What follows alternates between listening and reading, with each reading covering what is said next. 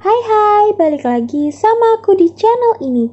Buat kalian semua yang belum subscribe channel ini, buruan subscribe ya. Jangan lupa pencet tombol loncengnya. Thank you.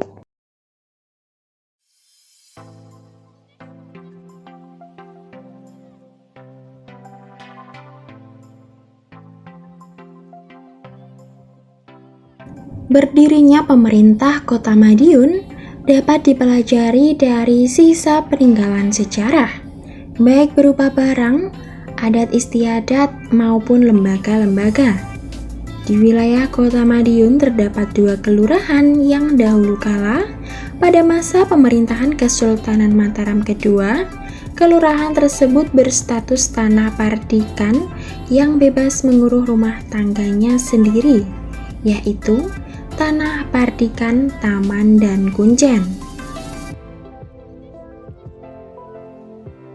Jauh sebelumnya, pada masa akhir pemerintah Majapahit di wilayah Madiun Selatan, terdapat kerajaan atau pemerintahan Gagelang yang didirikan oleh Adipati Gugur Putra Brawijaya terakhir.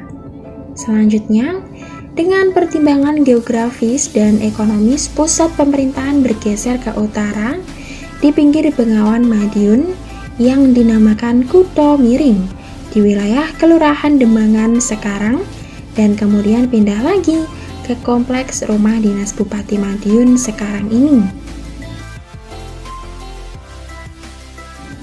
Pada masa pemerintahan Kutha Miring tersebut, di wilayah Kabupaten Sawu Ponorogo terdapat pemberontakan kepada Kerajaan Mataram.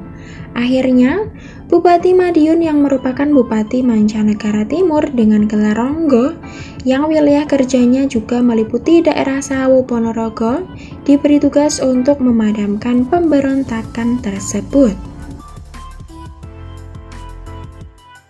Pada masa kepemimpinan Ronggo kedua yang bergelar Ronggo Prawirodirjo, lahir pahlawan nasional putra Madiun yang bertugas sebagai senopati perang, Pangeran Diponegoro yang bernama Alibasah Sentot Prawirodirjo.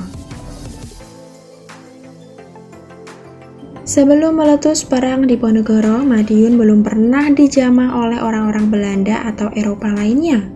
Dengan berakhirnya perang Diponegoro, Belanda menjadi tahu potensi daerah Madiun dan terhitung mulai tanggal 1 Januari 1832, Madiun secara resmi dikuasai oleh pemerintahan Hindia Belanda dan dibentuklah suatu tatanan pemerintahan yang berstatus karesidenan dengan ibu kota di desa Kartoharjo, yaitu tempat Istana Patih Kartoharjo yang berdekatan dengan Istana Kabupaten Madiun di desa Panggolongan.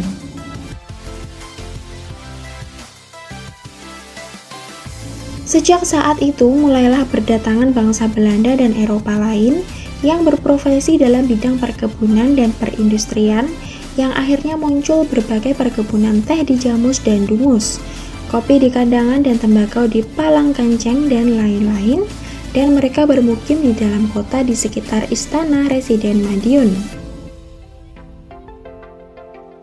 Semua warga Belanda dan Eropa yang bermukim di kota Madiun karena statusnya yang merasa superior berusaha untuk melaksanakan segregasi atau pemisahan sosial berdasarkan perundang-undangan Erlansky Gematry Ordonnantie oleh Departemen Binnenlands, dibentuk Staatsgemeente Madiun atau Kota Praja Madiun berdasarkan peraturan pemerintahan Hindia Belanda pada tanggal 20 Juni 1918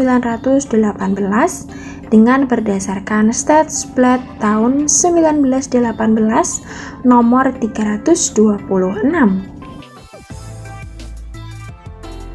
Pada awalnya, wali kota atau burgermeesternya dirangkap oleh asisten presiden merangkap sebagai voorzitter, yang pertama Insinyur W.M. Igensleeve, yang selanjutnya diganti oleh Diemen hingga tahun 1927. Setelah tahun 1927 sampai sekarang, urutan wali kota Madiun yang pernah memimpin kota Madiun adalah K.A. Scotsman, Boystra, Van Dijk, Ali Sastro Amijoyo, Mr. R.M. Subroto, R. Susanto Tirto Projo, Subojo, R. Purbo Siworo, Supardi, Muhammad, M. Sudiono, Singgih, Mutoro, Mustajab, Ruslan Wongso Kusumo, Supardi, Sumadi, Subagio, Wali Kota Rukito, Imam Sunarji, Ahmad Dawaki, Marsudi, Masdra M. Jasin, Bambang Pamujo, Haji Ahmad Ali, Koko Raya, dan Haji Bambang Irianto, serta Dr. Andes Haji Maidi sampai sekarang. Oke, itu tadi merupakan secara singkat Kota Madiun. Semoga video ini bermanfaat. Jangan lupa like, komen, dan share video ini ke teman-teman kalian. See you!